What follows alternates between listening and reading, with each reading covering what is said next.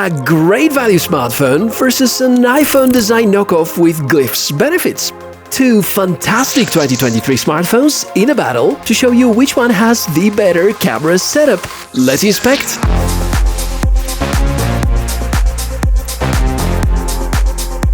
Are you ready to see something unexpected? Because you're going to in the next few minutes. We have two brilliant smartphones over here, the Poco F5 Pro and the famous Nothing Phone 2, which I know that many content creators are comparing to iPhones and other premium smartphones.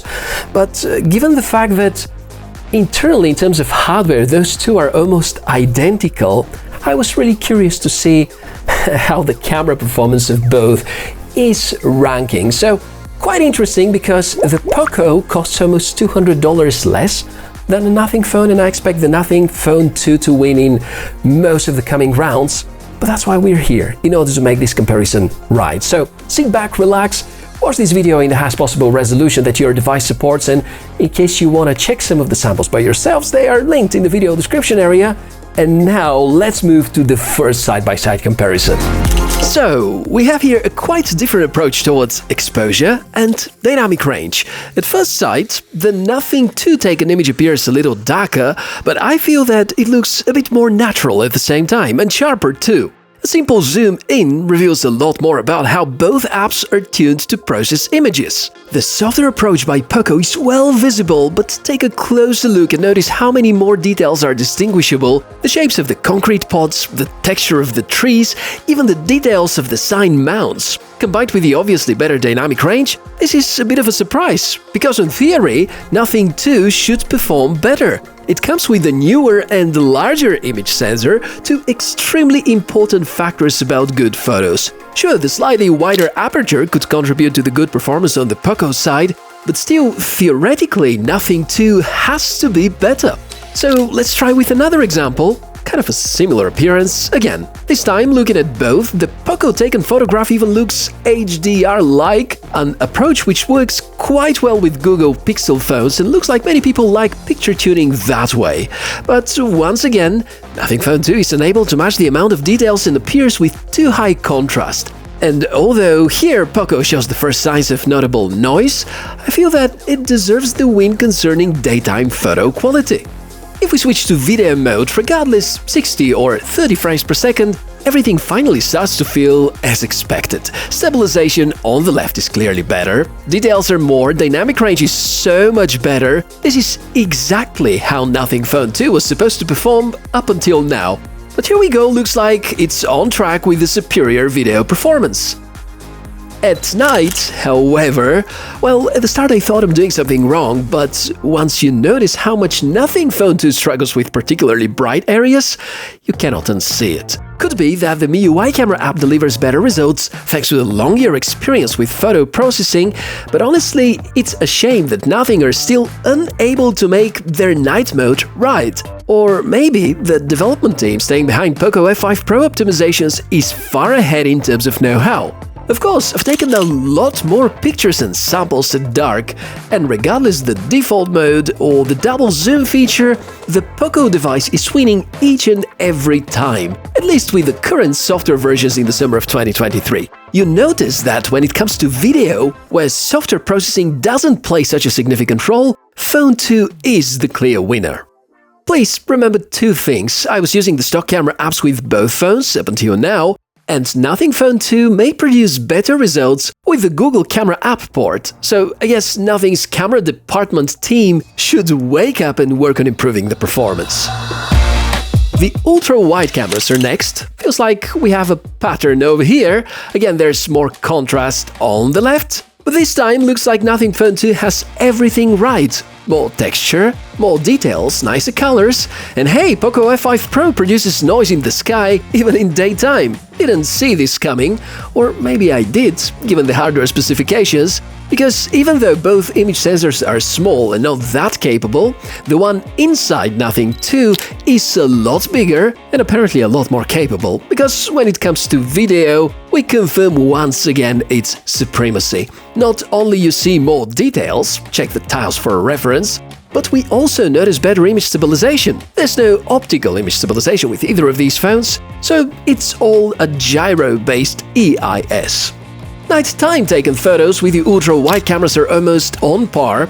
To me, it's a surprise given the much weaker hardware inside the Poco. Once again, kudos to the MIUI camera app team and the optimizations applied. And once again, it feels like there's room for improvement on the Nothing phone side. Video performance, on the other hand, is as expected. I mean, it looks pretty horrible with these jumpy artifacts caused by the image stabilization compensation while I'm walking, but it's slightly better on the left. And you're right, it's a good idea to avoid the ultra-wide camera for nighttime videos. If we test the front cameras, there's a greenish tint on the left under certain conditions, while the photo on the right looks just fine, with a bit less details, but again, better dynamic range. Performance at night is a lot better on the Nothing 2 side, though. Concerning the additional camera modes, portraits are acceptable with both of the smartphones. If you think that the photo on the right is a lot better exposed and better color-tuned, so do I. Concerning macro photography, Nothing Phone 2 has a lot more to offer. It uses the ultra-wide camera for the purpose, and recommendation is to be 4 cm away from the subject. Poco F5 Pro counts on a dedicated macro camera with capacity of 2 megapixels. It's a hard pass from my point of view. Generally, Nothing Phone 2 feels more capable about taking close-ups. Difference is not that significant though. In the end, after seeing a fair amount of samples, it's a good moment to take a quick look at the software side. I believe this is the main reason why Poco managed to take the better pictures in some of the rounds. It's feature-rich, has a great balance between good user interface and different shooting modes and styles, and it also is well customizable. Nothing Phone 2, on the other hand, feels limiting in some ways. Great if you use the auto setting mostly, but if you need some pro-grade features, you won't find many of them. There are important modes missing, such as Video Pro Mode, skin tone corrections, filters, scanners, creative filming modes, and so on. Sure, you can partially unlock such using third-party apps, but this is also valid for most other Android phones. Well, honestly, I was expecting most of the rounds to turn into an easy win for the Nothing Phone 2. And it looks like there are a number of interesting lessons that we learned. First of all, that experience does matter, and the many years that Xiaomi have spent in developing their MIUI camera app pays back and gives them the ability to extract a lot more than what the hardware is actually capable of in most cases.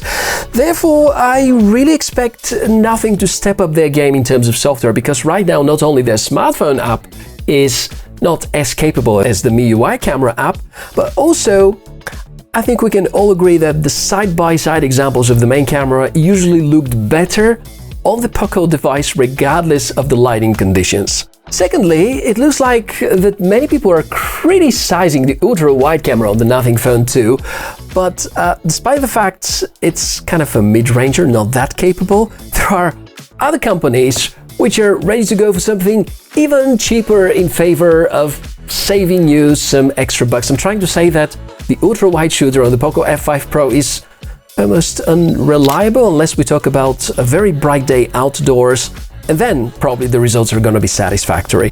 Third fact, apparently marketing and hype are not necessarily pointing your attention in the right direction, because if we have to make an emotional choice, certainly Nothing Phone 2 wins all the way.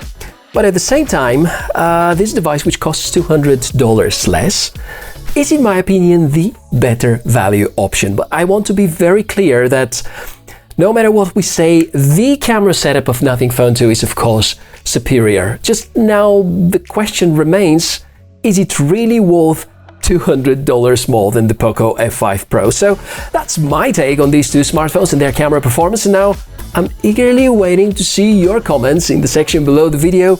Which of these two camera smartphones are you going to choose and why? And of course, if you want to check all the samples by yourself, once again, you can download them from the link in the video description area. So that's everything about today's comparison. Thank you very much for watching. If that's useful, please subscribe to the channel, give us a like, and I really hope to see you in our next tech inspection. My name is Michael, and wish you a fantastic day. Bye!